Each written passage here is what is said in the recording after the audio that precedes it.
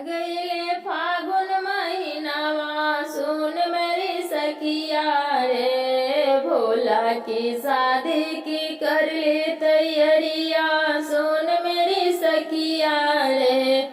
भोला की शादी की कर ले तैयारिया सुन मेरी सखिया रे, बसवा के ले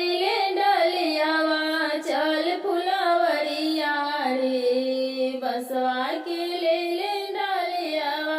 चल फुलवरिया रे, बेली चमेली के मलवा बनई दे मलहोरिया रे, भोला की आइल खबरिया सुन मलहोरिया रे,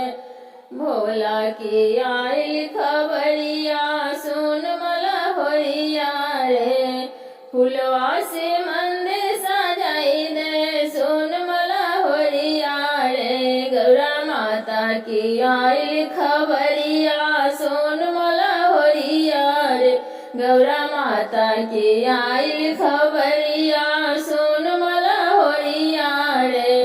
भंगिया धतुरिया के बेदी बनाई दे पंडित जी, भोला की आइल खबरिया सुन मेरे सखिया रे, शादी की कर ले तैयारिया सुन मेरी सखिया रे, शादी के कर ले तैयारिया सुन मेरी सखिया रे, आ गई